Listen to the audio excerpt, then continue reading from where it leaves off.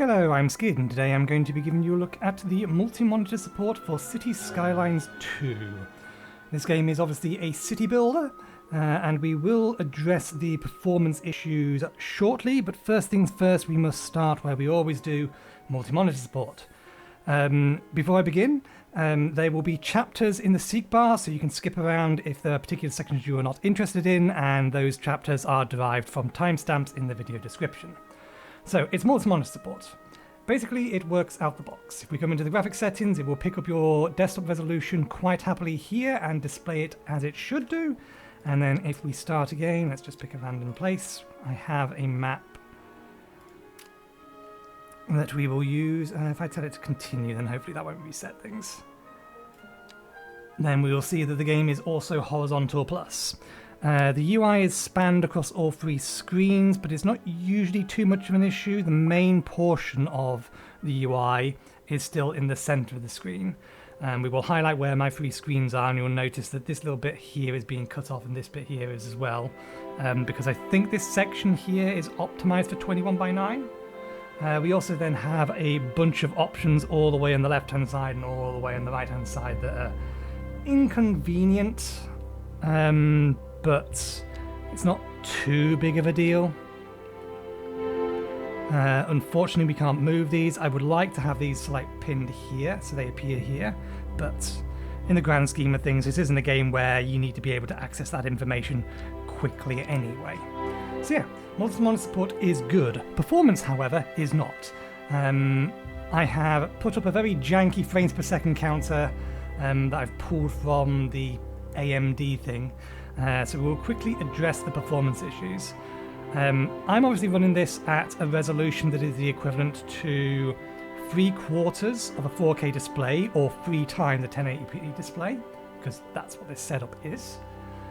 So bear that in mind, but I am running it on the AMD RX 7900 XTX. So basically the top of the line AMD graphics card, and I'm getting 60 frames per second at the minute when it's not really rendering anything. To give a better indication of how bad the performance is, I'm going to zoom in and look very intently at this piece of grass, and you'll notice that the frame rate is still 60 frames per second. It's rendering nothing. This may not be flat, but it is going to be a fairly simple texture, very easy tessellated mesh, and it's running at 60 frames per second. Now, it would be a lot worse if I hadn't disabled a bunch of options. So you can get better performance out of this game, but yeah, the devs have admitted that it's not great at the minute, and they want to sort that. The performance is not where they want it to be. So first thing to disable depth of field. There's 2 of these. If we turn them on, we will notice our frame rate will tank pretty significantly. There we go, we're now sub 50. I will disable them. Depth of field I think is a terrible thing. I consider it just as bad as motion blur, because depth of field basically changes the way in which things in the distance are in or out of focus. The problem is, the game doesn't know where you actually want to be looking, so it just assumes that X or an arbitrary point is where your focus actually is, which then prevents you from focusing on what's in the background if that's what you want to do. I mean, it's fine in cutscenes, but yeah, I find depth of field just in general gameplay to be absolutely horrendous. The other thing you'll want to bring down is volumetric quality settings. If we disable it, we will get a few extra frames per second, but the killer is if you put it on medium or high. And once again, we've lost about 10 frames per second. So yeah, volumetrics is another one, and then global illumination is again another one that will really eat your frame rate. This one does a significant number on it. It's gone down to 41. So you can set these on low. They're not too taxing on low, but if you turn them off entirely, then you'll get a few extra frames per second. Is there anything else? No. Otherwise, everything else I have it set to high, which I believe is as high as it will go. And yeah, I'm getting 60 frames per second while looking at a flat texture. Not good. Not good at all. But the devs say that, they've acknowledged that, the performance is not where they want it to be, and that they are going to work on it. They also say that they are targeting 30 frames per second. That's not inherently a bad thing. I do kind of agree with them that a game like this doesn't need to be running at a constant 60 frames per second, but what it does need to be doing is it needs to be running at a smooth 30. If it's not running at a smooth 30, then it's going to look absolutely terrible. And we will notice that you will see that I have the 90th percentile on the screen as well. That's going to drop well below 30 when we actually get to playing. So speaking of which, let's actually do that. Let me pull up my actual city, or rather my my large village that I was messing around with yesterday, and we will go over the gameplay itself. So here is my, I think it's large village. Yes, we're at a large village. So the way that this game works is that obviously it's a city builder. You're going to be mapping out your city, putting down districts, allocating particular zones to be particular types of buildings. And you will see now the frame rate has tanked like no one's business, just by changing the colour scheme and having this overlay. So yeah, you allocate what districts you want or what zones you want based upon the needs of the village or needs of your town, city, or whatever size you're currently working on. You need to make sure that everything has water, electricity, and then provide it with other services. As you're going through, you will be gaining EXP. This is how you unlock new features and how you basically progress in the game. These will unlock milestones through progressions. Each milestone will give you a chunk of money and potentially unlock some additional features. We've just unlocked basically the ability to have, I think it's specialized industries. Yeah, specialized industries. We also unlocked fire and rescue and the police administration before we started. So this is how you're going to progress. And how you get access to new things. When you get a new milestone, it will also give you two other things. It will give you expansion permits, and it will give you development points. Expansion permits allow you to buy new chunks of land. So if we click on this here, this will allow us to buy new chunks of land to expand our city out into. This is the entire map that we've chosen. I forget which one this is. Is this the archipelago? Not sure. Can't remember which map I'm on. But yeah, you can then select which ones you want. It will tell you how much it's going to cost you, how many permits it will use to buy them, and then you can purchase them. We will be doing that in a bit because I do know what I'm going to be doing. The other thing that is kind of important is it will also give you development points. Development points are used to unlock additional building types within each of the individual utilities. So we don't have access to transportation yet, we'll get that later, but if we come to electricity, we start with basic electricity services. This will give us access to our basic power infrastructure, wind turbines, and small coal power plants. If we want to build anything more advanced, we need to buy it with development points. There's two routes in this tree. We obviously have the non-green option up at the top and the green options down at the bottom, and you would spend your development points to unlock the ability to then craft these. And the same would be true for all of these, for water, for health, for garbage management, education, fire and rescue, and police administration. So that basically covers the core aspect of the game. We will have a look because I wanted to build, if I come up over here, we'll get our overlays. I want the resource overlay. Resources. Okay. So this area here is basically arable land. We had some arable land here, but it was part of the existing roadway. So I can't really build here, but yeah, I want to build an industry that will then use this land here. So I think, let me use my permits to buy those.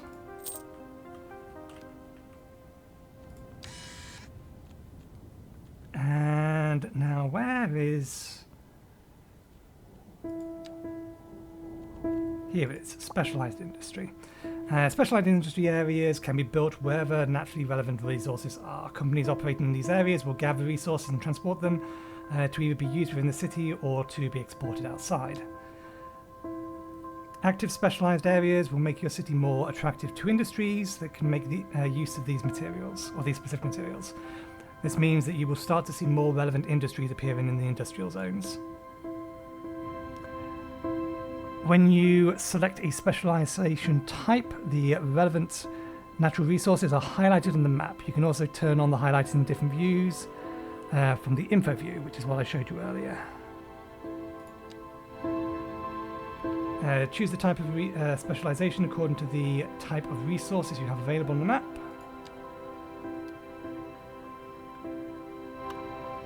Place a hub building close to the relevant resources.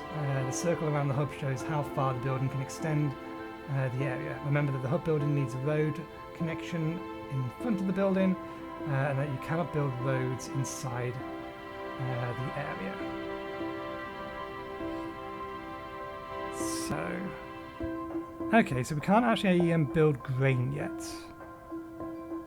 So we can't. We've been given access to C because we didn't actually have access to the natural resources button until we reached milestone 3. But looking at it, we can't actually use the resource until we reach milestone 4.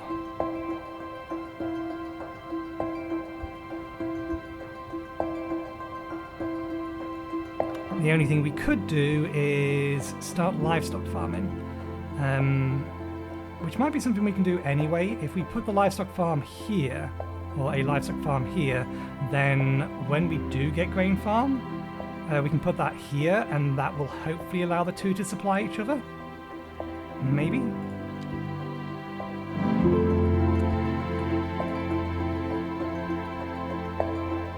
Where is the road connection needed for this? Right at the front, okay. So the plan is that I'm probably going to pull another road off of here to connect to these two.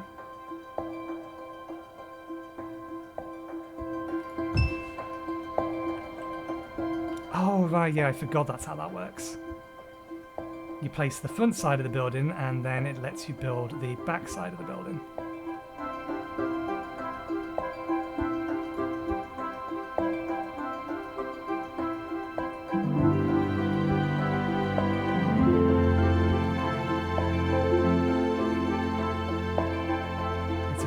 Way to construct things. You can always expand this later.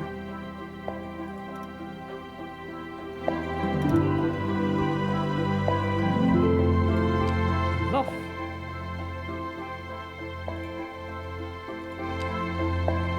Okay, so that's going to need a road there. We're also going to need a road for this one over here at some point. We need to pull them off the highway, but we don't really have the right roads to be doing that.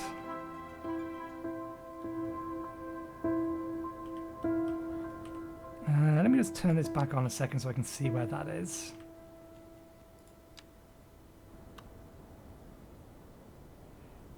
If I just pull the road off here, I would need to get access to the highway node if I wanted to have an actual off-ramp. Which might be worth doing. We'll see if we can get away without it for now.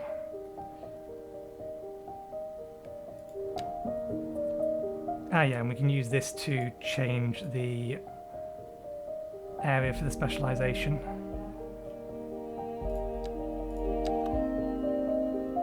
Okay, so let's see. If that's there, then I want to pull a road off of here.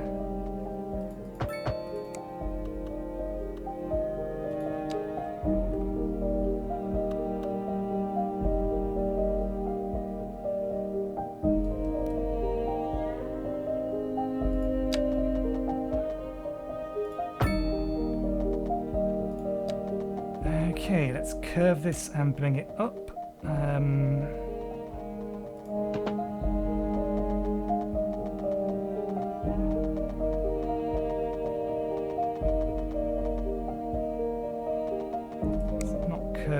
quite so aggressively.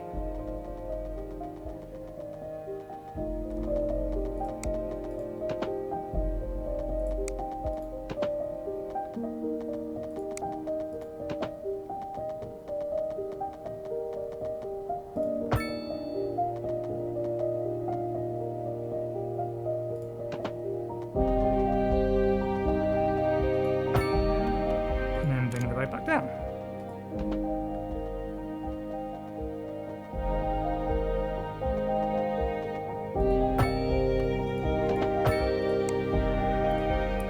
Okay, gives them an on and an off ramp. It's not pretty, but it'll do. And then we need to... What's your range again?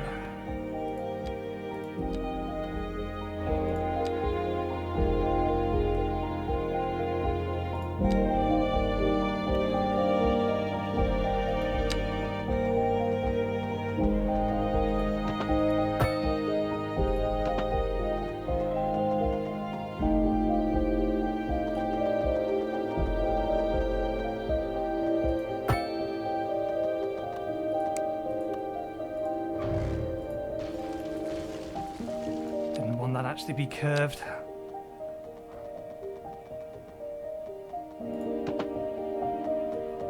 It's my fault for leaving it uncurved. So yeah, you can have multiple different types of roads. At the minute I'm just using straights and curves, but you can also then use continuous curves which work a little bit more like that.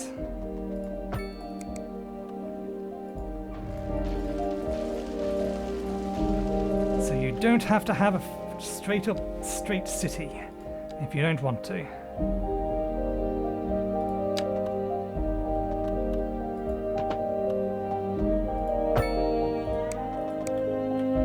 90 degrees? That's not 90 degrees. Should have started from down here rather than up there. It also doesn't help that this is actually not...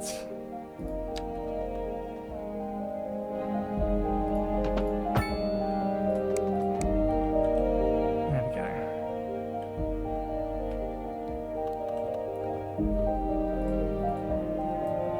It's not as straight as I would like it to be. Okay, let's unpause. Define an area. Start the edge in buildings, place the node checkpoints.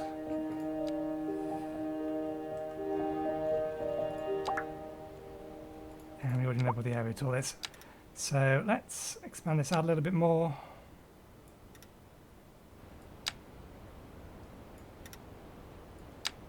Second Moon Radio with your host, J. Thomas Hornbuckle. Tune in tomorrow for a second chance to hear the music of yesteryear.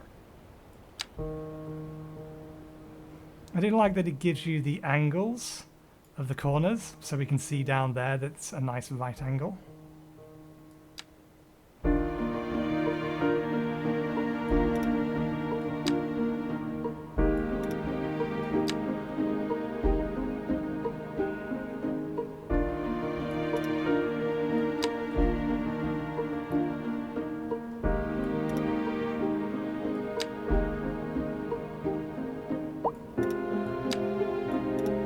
Hopefully that's enough room. Okay, so this doesn't have power. This isn't connected to the road here.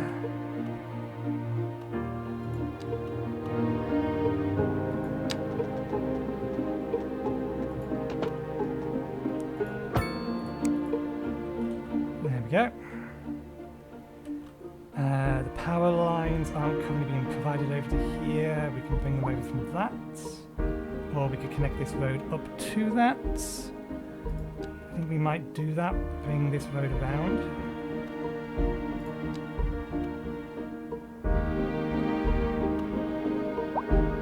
I don't think that power plant can have...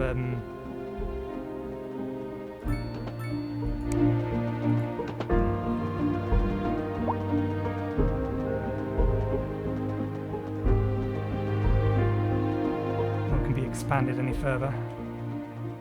Overlapping what? How about you overlapping the power pole?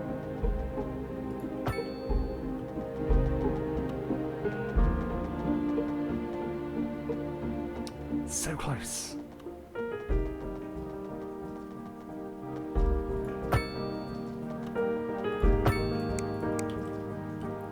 go.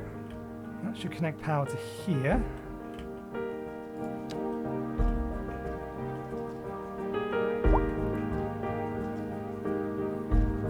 Let's give this place some nearby housing.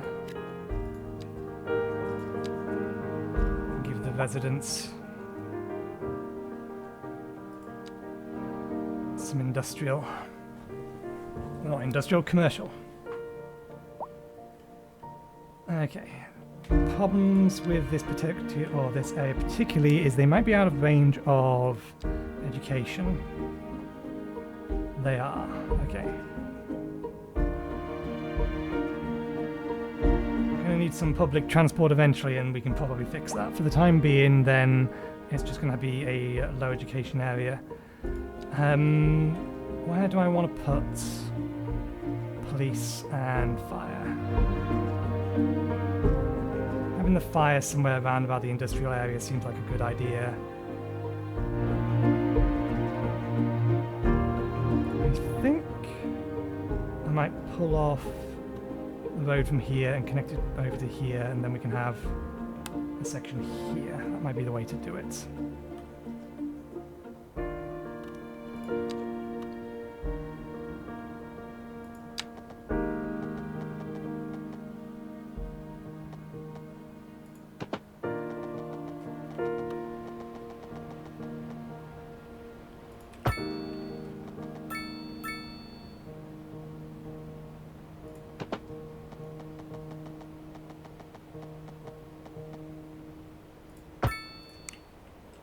I'm not going for a particularly organised city at the minute. It's going to be a fair bit of organised chaos.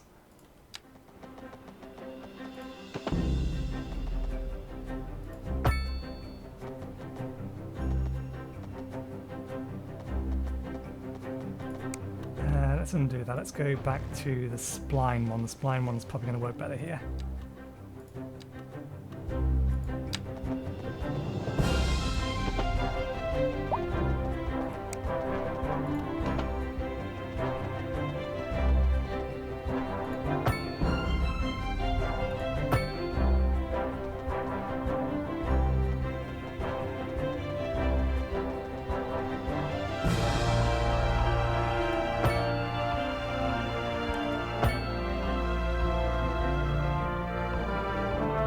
It makes no sense, and I love it.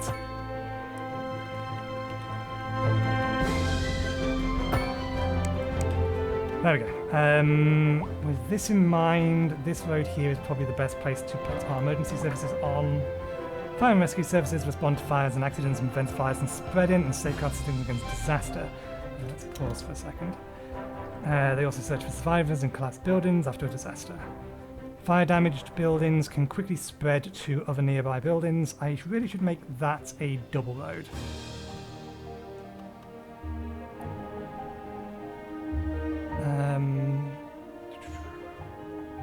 To ensure the quickest response times, make sure roads stay clear and there are enough fire engines available. Firehouses and fire stations house a number of fire engines. Fire engines are able to extinguish fires. Buildings that have been damaged but have not collapsed will be repaired automatically. The cost of repairs is taken from the residents' rent. If a building burns down and collapses, it will automatically be cleared after time. A new building will get placed. You can always demolish buildings. Fire safety. Average fire hazard, 100%. The likelihood of fires in a city depends on the fire hazard level. You can increase fire safety in your city and its citizens by making sure all areas have good coverage. This means having enough firehouses and stations in close proximity and upgrading them as needed. There are also policies that can activate it to increase building safety. So, this isn't actually anywhere near as big a building as I thought it was going to be. I could drop these in here somewhere. But if I plop that on there, then it has full coverage of basically the entire of the map at the minute.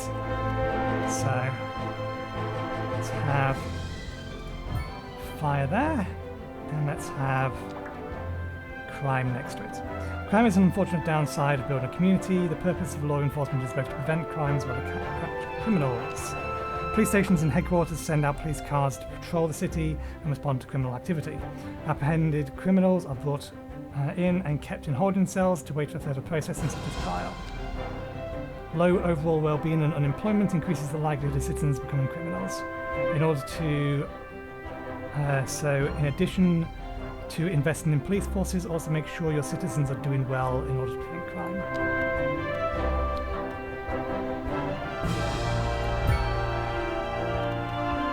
Okay, and if need be, we can upgrade these buildings. Gives an extended garage. Extended garage allows us to have more fire engines.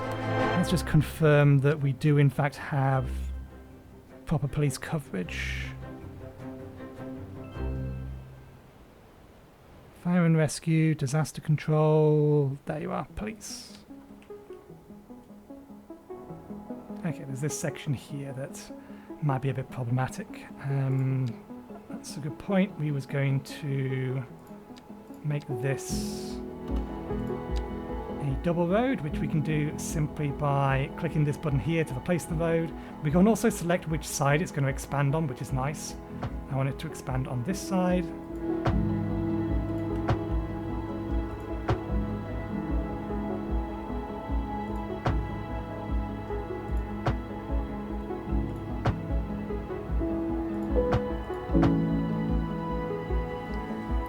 Okay. Let's add a roundabout to there because it makes sense.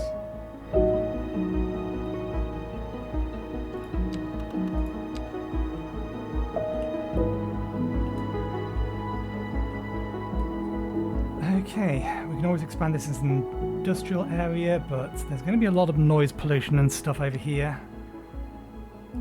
So expanding this industrial might not be a good idea. We do need more commercial though. So maybe I'll zone this commercial and then we can zone this residential as needed.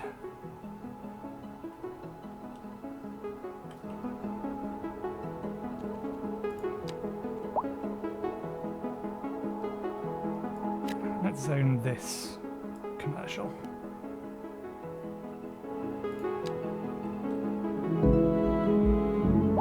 Need more low density residential as well.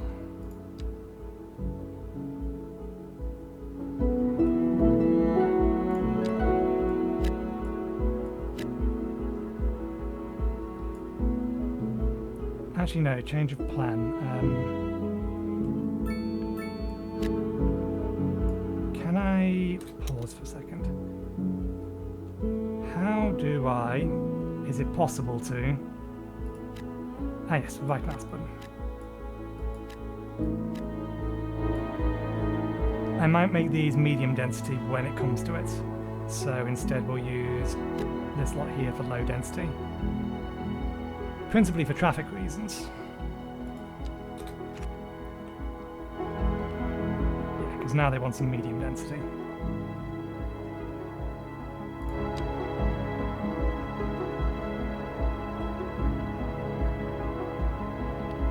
I wonder which one is better.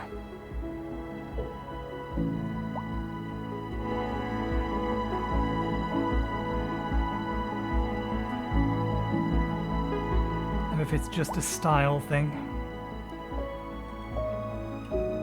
Oh, we never built out this area here either.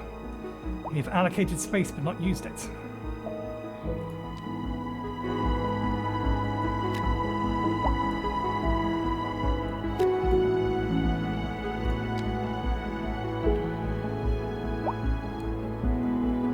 But yeah, basically this is the game. We do have a lot more control over things that we ordinarily didn't do in the previous game. For example, we're actually selling our spare electricity out on the grid.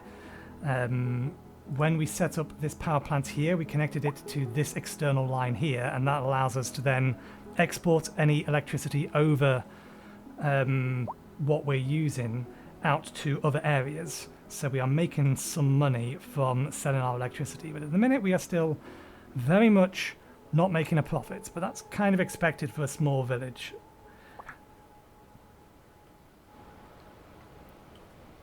Okay, air pollution is affecting citizens' health. Air pollution creates mainly from industrial area.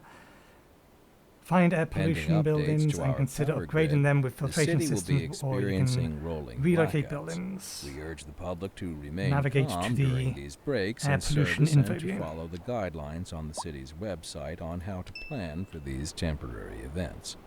This has been a local public service announcement. Local authorities are urging the public to conserve water and reduce the burden on the city during this water shortage. Consider installing a low-flush toilet, cut back on watering the lawn, and shower with a friend whenever possible. This has been a local public service announcement. So You're listening that's to something. Let me Second pause that for a Movie moment. Station for the That's something that is useful but is fundamentally broken. I've seen a number of times it's saying, "Ooh, we don't have enough water," or "Ooh, the healthcare system isn't good enough." And I've checked things, and it's like, this is supplying 100%. There's like no one waiting. Everyone is being served, and then we have plenty of water. If we come over to our water view, our water availability, we still have plenty of it. But no, it's telling us that we're short on water. We're not. The other thing that does this is Chirper. Here we go. Appalled at how #healthcare is run in this city. You never know when you're going to get treated. We have one clinic that is running nowhere near capacity. Nowhere near. We have 6 patients out of 100. No vehicles in use. It has ambulances. It has space for patients. Apparently the healthcare is crap. If we look at... They may actually have a slight more point, but this was happening before all the upgrades we made. Because I bet now... Yeah, this area up here is out of range, which is fair enough. But it was telling me that even when, it's like you saw my original city and we had this section here, all green, everything's fine. It was still telling me that healthcare was appalling. Literally nothing else I could do about it. Plenty of supply, no demand, and it's telling me that it's crap. So yeah, when they fix that system, it will be really useful, but at the minute it's given us warnings that simply do not exist.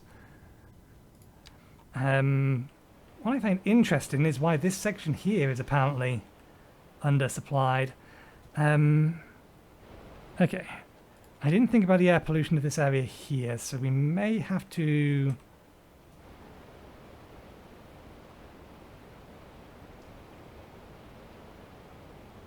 undesignate these areas. Make them parks or something.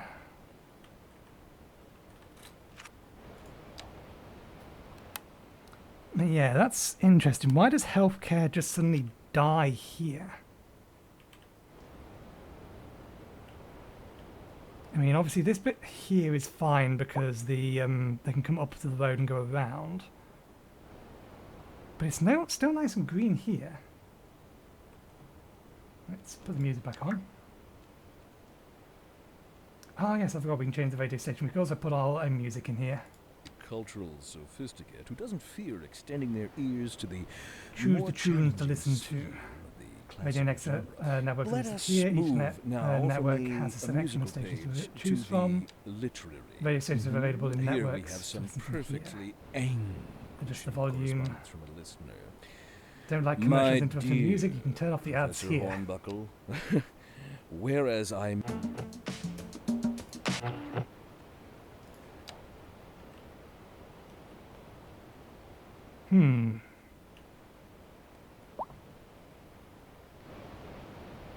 I wonder why this section here.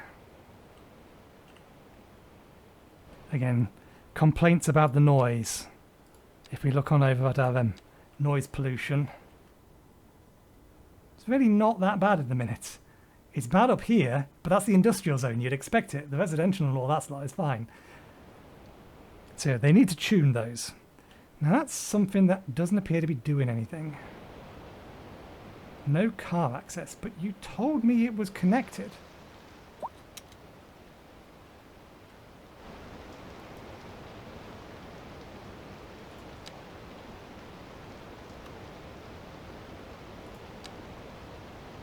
was informed that this was okay. Then again, it didn't put the building there. What went wrong? No, the building is there.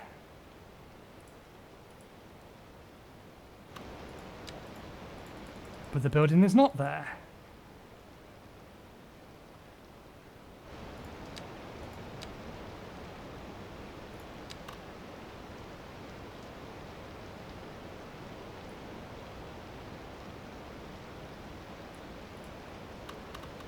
The road must be close enough but not actually connected to it, which is weird.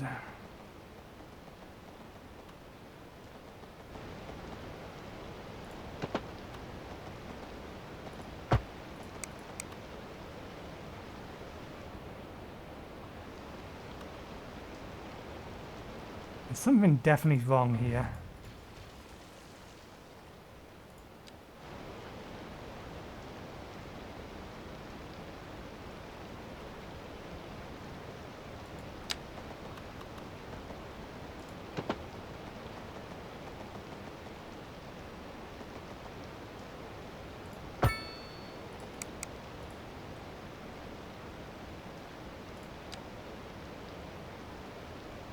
The road does not reach the vehicle entry or exit point.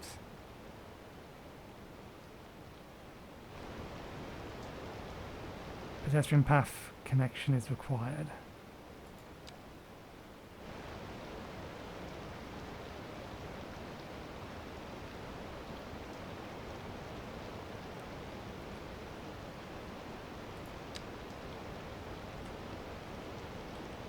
Okay, does this need something else? The building is still missing though.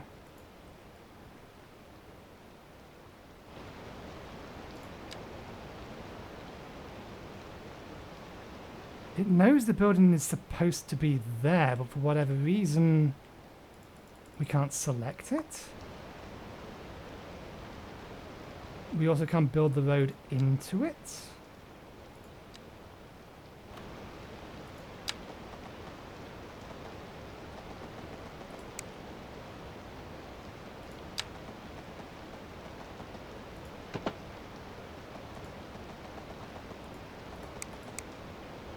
This does not make sense.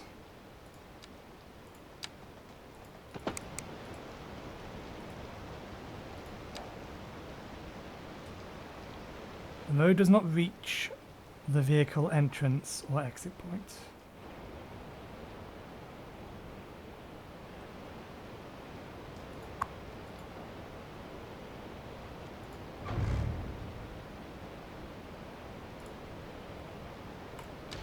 I'm going to demolish it because it's not doing what it's supposed to be doing anyway. I wonder if that's the problem, the fact that it can't be on the end of the road. It has to be on an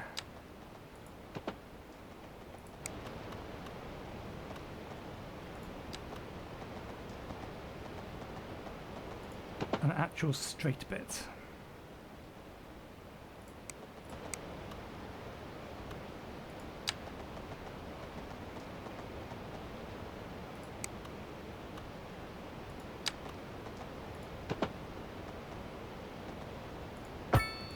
If we do that and then we put this down.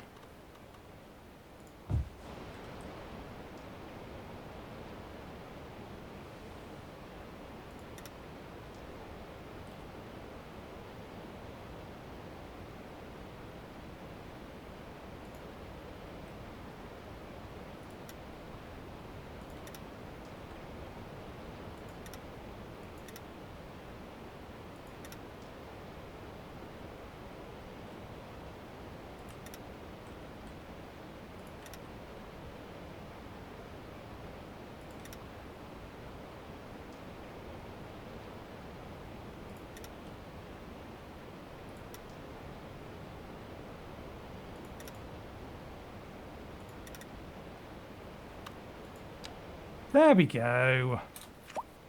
Stupid thing.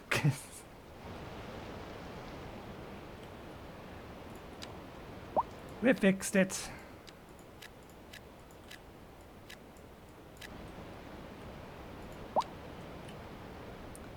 Okay, so we are going to need better medical cover.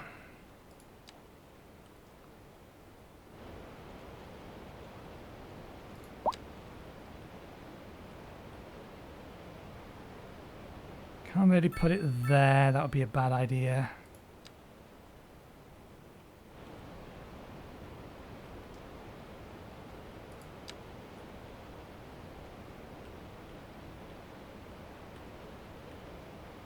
Let's have it over here, and we'll have a another primary school over here as well, because we can then expand out from this area here.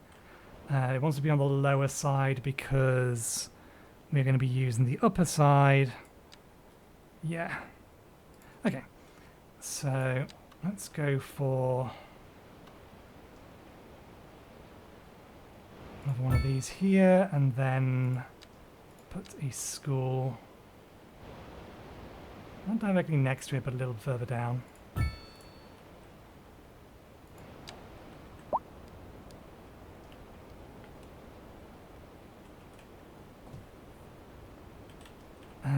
We need a few more industrial. Given that this area is polluted anyway, let's use these ones here.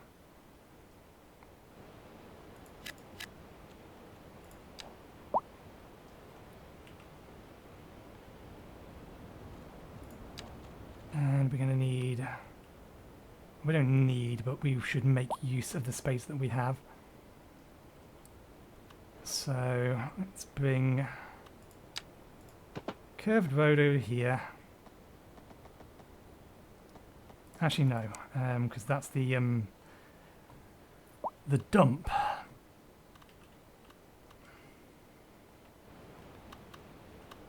We have this space here, don't we?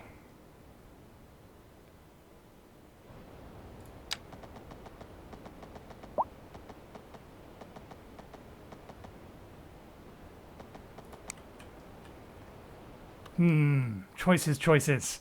Anyway, we've covered roughly what we wanted to, so we will leave it there. Obviously, this game is a lot like the original game. That said, if you have the original game and all the DLC for it, I don't know why you'd want to buy this game.